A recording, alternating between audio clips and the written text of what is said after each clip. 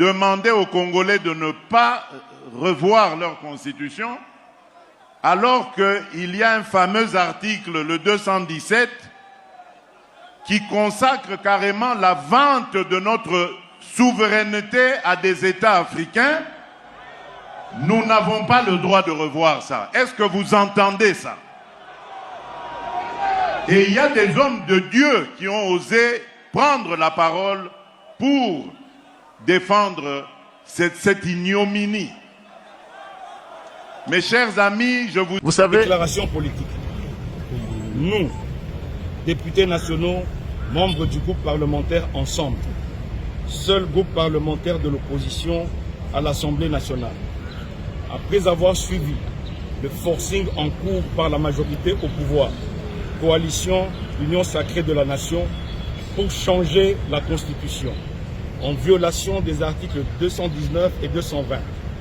Observons que l'examen et le vote de la proposition de loi fixant les conditions d'organisation du référendum en République démocratique du Congo n'est qu'une étape vers la réalisation de ce dessein macabre.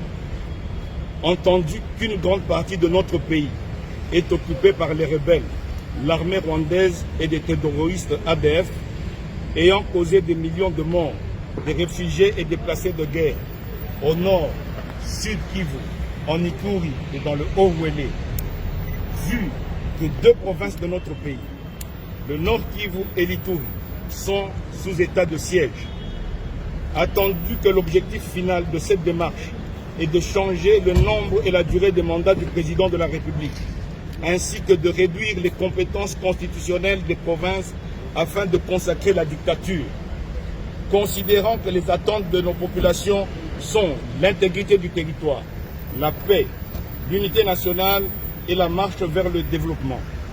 Considérant que le changement de la Constitution, du reste interdit, dont la proposition de loi sur les référendums sous examen n'est qu'une étape préliminaire et suicidaire pour l'unité du pays. Déclarons ce qui suit.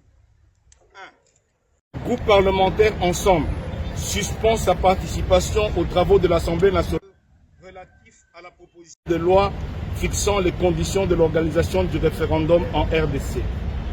2. Le groupe parlementaire Ensemble, en sa qualité d'opposition institutionnelle, demande au président de la République, garant de la Constitution, d'arrêter ces initiatives qui tendent à légitimer la rébellion dans la partie est de notre pays. 3.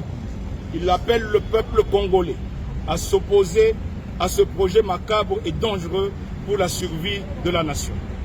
Eu égard à ce qui précède, le groupe parlementaire Ensemble considère la démarche en cours comme un complot ourdi contre la constitution de la RDC et dénonce le risque de consécration de la balkanisation de notre pays.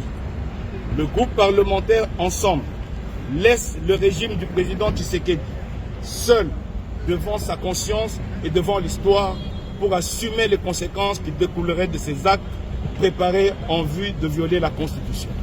Fait à Kinshasa le 27 mars 2026 pour le groupe parlementaire. Mwando Simba Kabulo, Christian, président. Alors, je veux commencer évidemment, mais le ministre de la Santé pourra revenir sur le volet justement de l'inefficacité des mesures comme la fermeture de frontières, avec évidemment l'expérience qu'il a. Ce que vous devez savoir, c'est qu'effectivement, je pense que c'est la mairie de Marbella où devait se jouer la rencontre qui a évidemment émis de réserve ou qui ne veut pas que le match se joue là-bas. La ministre d'État, ministre des Affaires étrangères, a convoqué hier l'ambassadrice de l'Espagne pour le lui notifier.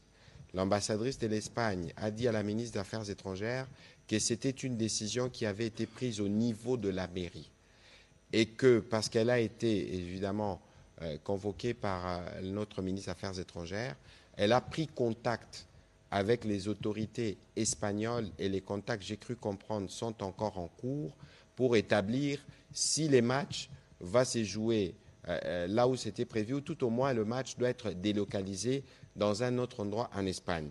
J'ai discuté avec mon collègue des sports tout à l'heure. Je crois qu'avec l'équipe, ils doivent déjà être en Espagne dans l'espoir que très rapidement, et nous pensons que, ou nous souhaitons que la FIFA puisse impliquer, parce que c'est des matchs qui sont, vous le savez mieux que moi, organisés par la FIFA pour le compte justement du classement, et même si c'est un match qui nous prépare à la Coupe du Monde, et vous pouvez considérer que tout est fait pour que ces matchs puissent se tenir, et pour que ces matchs puissent se tenir avec de supporters. Parce que, comme on l'a dit, et vous le savez sûrement mieux que moi, vous êtes chroniqueur sportif, nos léopards vivent dans une bulle.